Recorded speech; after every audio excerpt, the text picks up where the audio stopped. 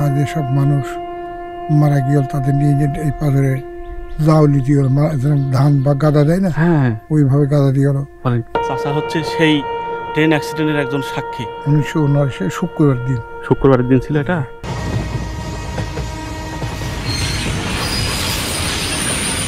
আসসালামু আলাইকুম। কিছুক্ষণ আগে আপনারা একটি 3D অ্যানিমেশন দেখলেন, যেটি অবশ্য আমারই করা। আর অ্যানিমেশনটি করার জন্য আমি ব্যবহার করেছি 3D স্টুডিও ম্যাক্স। ভালো খারাপ যাই হোক না কেন, আমি মূলত যেটি বোঝাতে চেয়েছি আশা করি আপনাদেরকে বোঝাতে পেরেছি। মূল কথায় আসি। আজকে আমি এখন অবস্থান করছি ঢাকার বিমানবন্দর রেলওয়ে স্টেশনে। এই যে তো আজকে আমাদের যাত্রা হবে এমন একটি জায়গায় যেখানে বাংলাদেশের সবথেকে বড় ট্রেন দুর্ঘটনা ঘটেছিল। সেই ভয়ঙ্কর ট্রেন দুর্ঘটনার সাক্ষী হওয়ার জন্য আমরা আজকে যাত্রা করছি। ইন্টারনেট থেকে বা বিভিন্ন তথ্য উপাত্ত ঘাটাঘাটি করে আমি যেটুকু পেয়েছি, এই ট্রেন দুর্ঘটনাটি ঠিক এভাবেই ঘটেছিল, যেটি আমি অ্যানিমেশনের মাধ্যমে আপনাদেরকে দেখাতে পেরেছি। এই ট্রেন দুর্ঘটনাটি ঘটেছিল এখান থেকে প্রায় 46 বছর আগে, 1979 সালে। সেই বিভৎস এবং ভয়ঙ্কর ট্রেন দুর্ঘটনাটি এমনভাবে ঘটেছিল, একটি কোচ আরেকটি কোচের উপরে উঠে যায় এবং সেখানে ভয়ঙ্কর এক ট্রেন দুর্ঘটনা ঘটে। সরকারিভাবে এখানে মৃত্যুর সংখ্যা বলা হয় 74 জন, কিন্তু বেসরকারিভাবে বা স্থানীয় লোকজন গণনা করে দেখেন প্রায় মারা যান 500-র উপরে ট্রেন যাত্রী। তাছাড়া এই ট্রেন দুর্ঘটনায় হতাহত বা আহত হন আরও প্রায় কয়েকশো যাত্রী। তো সেই ভয়ঙ্কর ট্রেন যাত্রার স্থানটি দেখার জন্য বা কালের সাক্ষী হওয়ার জন্য আমরা আজকে রওনা করব। ঘটনা কিন্তু এখানেই শেষ নয়, এখানে পরপর 3বার ভয়ঙ্কর ট্রেন দুর্ঘটনা ঘটে। ফলে স্থানীয় লোকজন এই জায়গাটিকে একটি অভিশপ্ত জায়গা হিসেবে আখ্যায়িত দেন। ফলে এখানে মানুষজনের চলাচল অনেক কমে যায় এবং এখানে একটি রেলওয়ে স্টেশন আছে, যেখান থেকে অনেক লোকজন ট্রেনে উঠে বিভিন্ন জায়গায় যাতায়াত করত। তো সেই স্টেশনেও লোকজনের আনাগোনা অনেক কমে যায়। ফলে স্টেশনটি পরিচালনা করা বাংলাদেশ রেলওয়ের পক্ষে প্রায় অসম্ভব হয়ে পড়ে। পরবর্তীতে রক্ষণাবেক্ষণের অভাবে সেই রেলওয়ে স্টেশনটি হয়ে পড়ে পরিত্যক্ত। আমরা সেই পরিত্যক্ত রেলওয়ে স্টেশনটিও দেখব। তো চলুন আমরা তাহলে যাত্রা শুরু করি। আর এখন আমাদের অপেক্ষা এই ঢাকার বিমানবন্দর রেলওয়ে স্টেশন থেকে কমলাপুর পর্যন্ত পৌঁছাবো একটি ট্রেন ধরে। দড়িমারি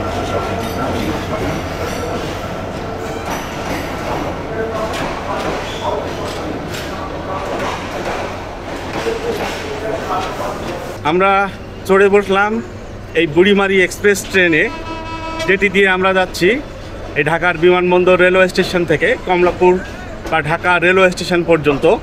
আর আমাদের ভাড়া পড়লো এই যে 45 টাকা।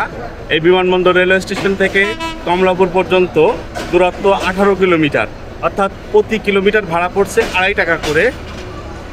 আর এটা পর্যটক এক্সপ্রেস আসতেছে, এই যে বিমানবন্দর রেলওয়ে স্টেশনে প্রবেশ করলো। এটি যাবে কক্সবাজার।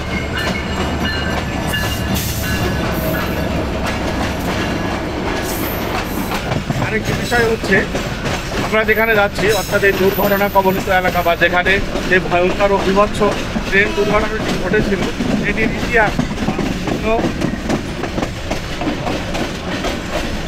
ইতিহাস বা বিভিন্ন তথ্য উপাত্ত নিয়ে আমরা আলোচনা করব সেই দুর্ঘটনা কবলিত এলাকাটিকেই। চলুন তাহলে আমাদের এখন পৌঁছানোর পালা ঢাকার কমলাপুর রেলওয়ে স্টেশনে, কারণ সেখানে অপেক্ষা করছে আমাদের জন্য সুন্দরবন এক্সপ্রেস ট্রেন।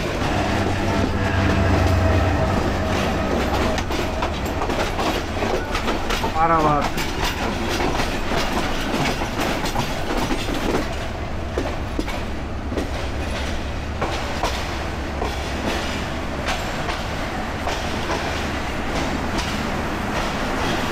পৌঁছে গেলাম ঢাকার কমলাপুর রেলওয়ে স্টেশনে। এটি হচ্ছে মূল রেলওয়ে স্টেশন। এখন আমরা সুন্দরবন এক্সপ্রেস ট্রেন ধরার জন্য চলে যাব এই কমলাপুর রেলওয়ে স্টেশনেরই আরেকটি পার্ট, সেটি হচ্ছে শহরতলি রেলওয়ে স্টেশনে।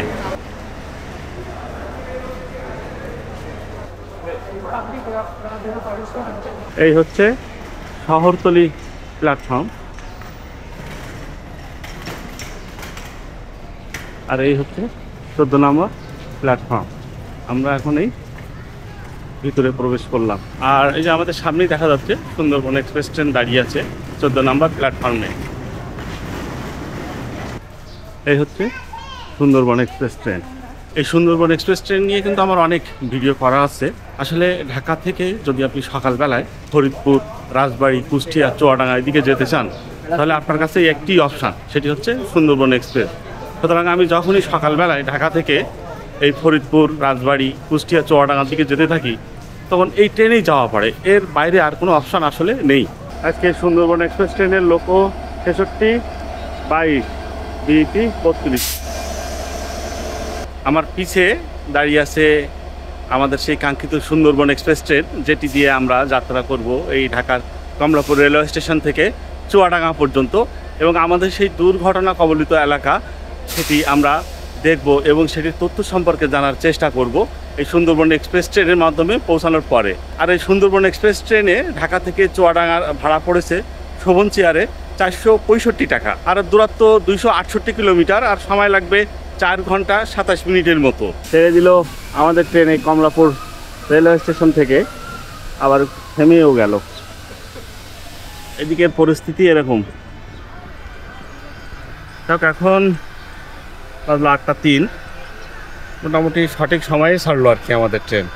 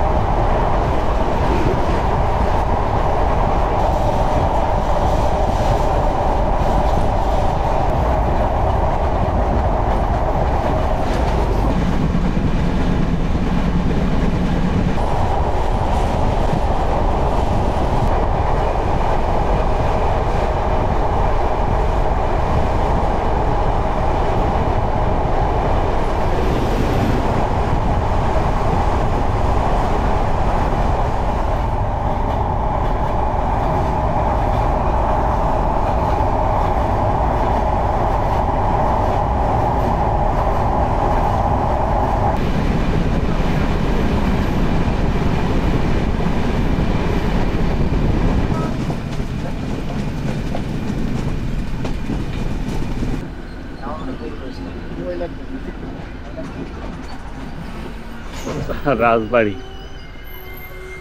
প্ল্যাটফর্মের বাইরে আমরা ঢাকা থেকে 145 কিলোমিটার দূর পার করে আমরা এসে পৌঁছলাম রেলের শহর এই রাজবাড়িতে।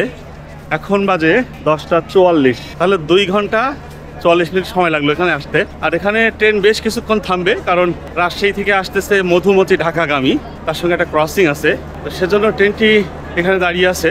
আর সকাল থেকে কোনো নাস্তাপাতি কিছু করা হয়নি, দেখি এখানে কিছু পাওয়া যায় কিনা। আমি খুব সম্ভবত এখানে 1.5 মাস বা 2 মাস আগে একবার আসছিলাম ভিডিও করার জন্য, তো তখন এই ট্রেনটি এখানে দাঁড়িয়েছিল, এই রিলিফ ট্রেন রাজবাড়ি, এখনও এখানে দাঁড়িয়ে আছে ট্রেনটি। এই যে ভাই, কুলফি কত করে? 30-50। দেখি একটা ভালো দেখে, ভালো কোনটা হবে? 50 টাকা। 50 টাকাটা কেন ভালো? ওটা ছড় বেশি। আচ্ছা ঠিক আছে, তাহলে একটা দিলে 50 টাকা। ওর ভিতরে এগুলো কি ভিতরে ছিল নাকি? হ্যাঁ, সবই ভিতরে ছিল। বেশ কেমন? এই যে পরিবেশ দেখেন। ও আচ্ছা আচ্ছা, বাহ, বরফ দেওয়া। দেখি এটা 50 টাকা। এই যে একটা, এই যে স্পেশাল কুলফি মালাই, দুধ চিনি ক্ষীরের মালাই হবে কুলফি। সবাই আসেন। ভালো মালাই, কুলফি মালাই। কত খাও? মালাইগুলো আগে খাবেন, পরে দাম 50-30। স্পেশাল কুলফি।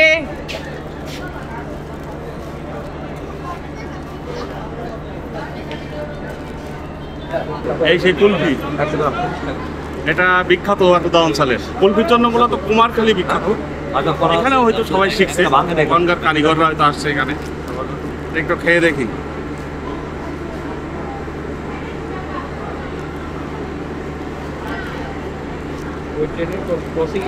মিষ্টি বেশি, তো বললো স্বর অনেক বেশি, আমি কিছু বুঝলাম না আর কি।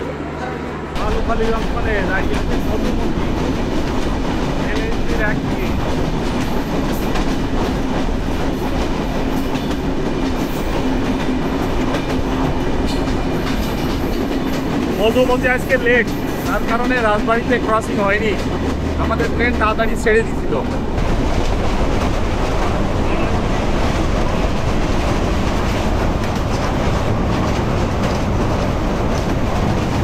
জগতী বাংলাদেশের প্রথম রেলওয়ে স্টেশন বা বাংলাদেশ সীমান্তের 1862 সালে কিন্তু এটি উদ্বোধন করা হয়। এটি জগতী রেলওয়ে স্টেশন।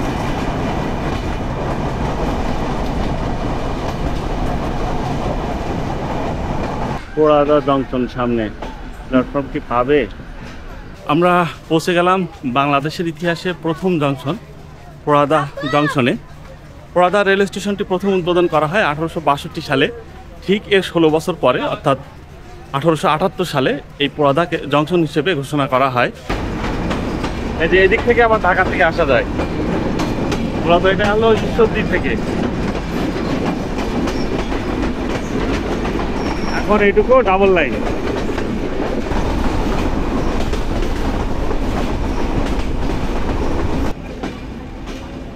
এই যে চুয়াডাঙ্গা রেলওয়ে নির্দিষ্ট সময় থেকে প্রায় 1 ঘন্টা পরে আমরা এসে পৌঁছালাম এই চুয়াডাঙ্গা রেলওয়ে স্টেশনে। এখানে আমাদের আসার কথা ছিল 12টা 23-এ, আর এখন বাজে এই যে 1টা 21। যা হোক, এখান থেকে মূলত আমরা যাব সেই ভয়ঙ্কর যে রেল দুর্ঘটনাটি যেখানে ঘটেছিল সেই স্থানটিতে। ওই জায়গাটির নাম হচ্ছে গাইডঘাট। আর ওখানে যে রেলওয়ে স্টেশনটি আছে বা পরিত্যক্ত অবস্থায়, সেটি হচ্ছে গাইডঘাট রেলওয়ে স্টেশন। এটাও আমরা দেখব। আর ওখানে বিশাল বড় একটা কার্ভ আছে, সেই কার্ভটি আমরা দেখব। আর বাকি কথা আমরা ওখানে যেয়েই বলবো। এখন স্টেশন থেকে বের হয়ে আমরা একটা অটো বা ভ্যান ট্যান রিক্সা টিক্সা কিছুটা ঠিক করে আমরা ওই দিকে যেতে থাকি। ট্রেন চলে যাচ্ছে খুলনার দিকে, এই সুন্দরবন এক্সপ্রেস। আর এই চুয়াডাঙ্গা রেলওয়ে স্টেশনের অবস্থা। এই চুয়াডাঙ্গা শহর থেকে একটা অটো নিয়ে আমরা এখন গাইডঘাটের দিকে যাচ্ছি। আমি এখন পৌঁছে গেছি সে গাইডঘাট রেল লাইনে, যেখানে মূলত সে ট্রেনটি অ্যাক্সিডেন্ট করেছিল। মূলত অ্যাক্সিডেন্ট করেছিল রকেট মেল, যেটি খুলনা থেকে ছেড়ে যাচ্ছিল পার্বতীপুরের দিকে। এই দিকটা হচ্ছে খুলনা আর এই দিকটা হচ্ছে পার্বতীপুর। এই যে, আর বিশাল যে বাঁকের কারণে মূলত ট্রেনটি অ্যাক্সিডেন্ট করছিল, সেই বাঁকটা হচ্ছে এই। ঘটনাটি ঘটে 1979 সালের 26শে জানুয়ারি। তখন এই লাইন খুব দুর্বল ছিল, এখানকার স্লিপারগুলো বা পাথর টাথর ছিল না, বা কাঠের স্লিপারও থাকতে পারে সে সময়। আর রকেট মেল ট্রেন কিন্তু তার গতি ছিল অনেক বেশি, এত বেশি গতি ছিল যে এই যে কার্ভটা, এই যে লাইনটা নিতে পারেনি, অর্থাৎ ট্রেনটাকে ঘোরাতে পারেনি। না পেরে অতিরিক্ত গতির কারণে ট্রেনটি ঠিক এখান থেকে একেবারে লাইনচ্যুত হয়ে যায়। প্রথমে ইঞ্জিন, পরপর আরও 4-5টা যতগুলো বগি থাকে। এখন তো মনে হয় রকেট মেলে 5টা করে কোচ আছে বা বগি আছে, যেগুলো সব এখানে উল্টায় পড়ে। এবং উল্টে পড়ার পরে ওই কোচগুলো আবার ঘুরতে থাকে। ঘোরার কারণে ওর ভিতরে যে লোকজনগুলো থাকে ওনারাও ঘুরতে থাকে।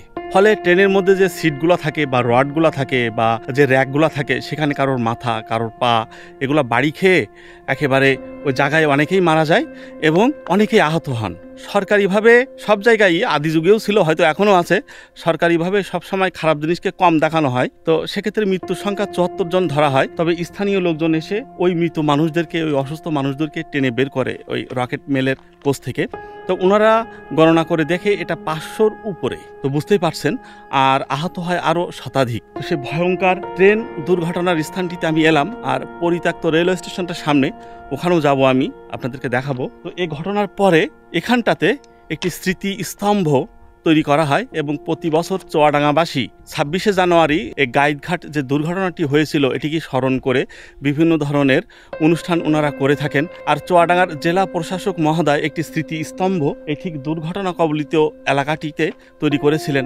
তার সামনেই আমি দাঁড়িয়ে আছি, আপনাদেরকে দেখাবো। চলুন সেই স্মৃতি স্তম্ভটি আমরা একটু দেখে আসি। এখানে অবশ্য সব পাট দিয়ে পাটকাঠি নেড়ে দিয়ে রাখছে, তারপরেও যতটা দেখা যায় আমি এখানে যে একটু দেখি।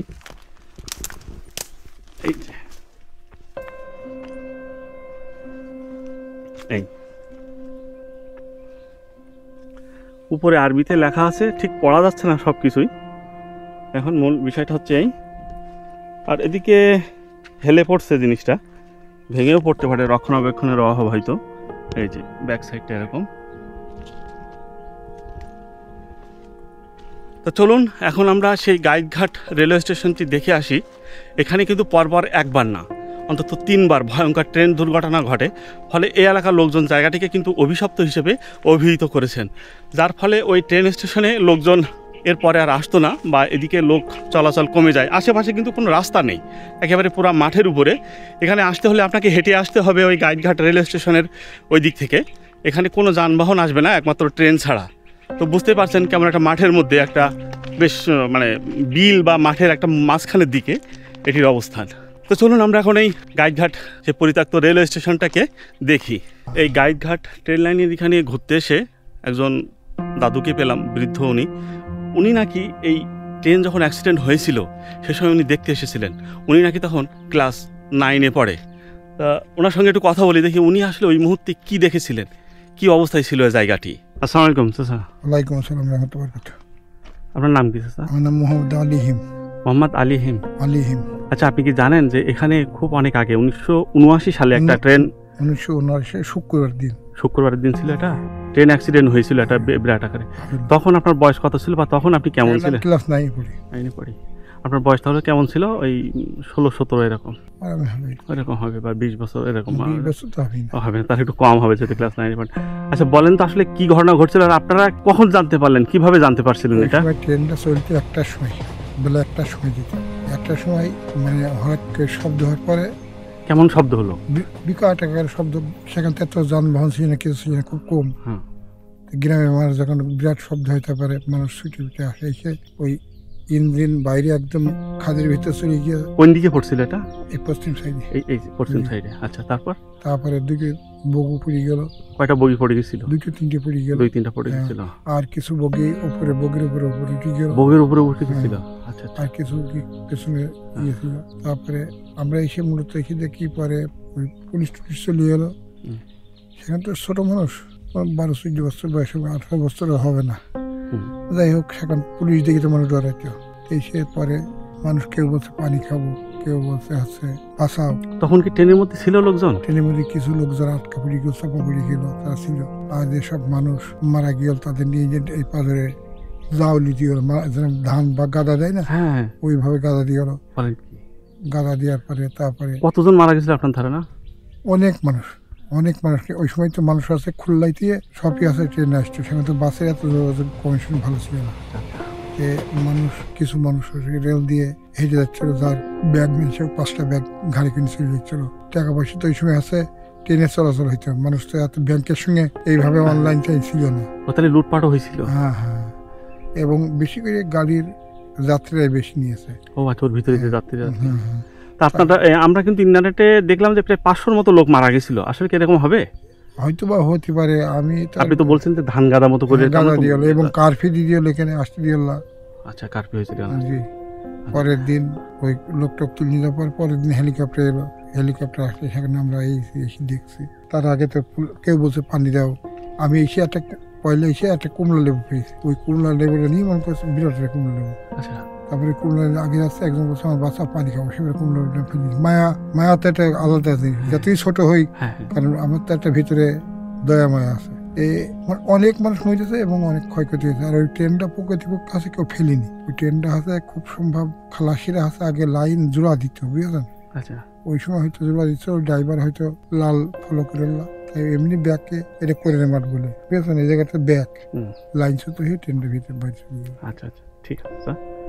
তো যাই হোক, আমরা চাচার কাছ থেকে, চাচা হচ্ছে সেই ট্রেন অ্যাক্সিডেন্টের একজন সাক্ষী, ওনার কাছ থেকে আমরা গুরুত্বপূর্ণ তথ্য জানতে পারলাম।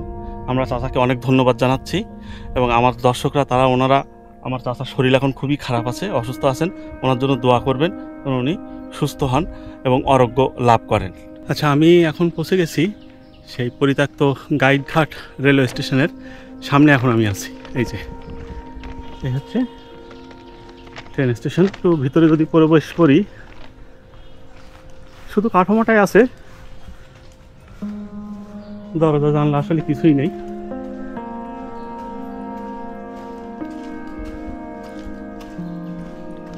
এখানকার অবস্থা এই ভিতরে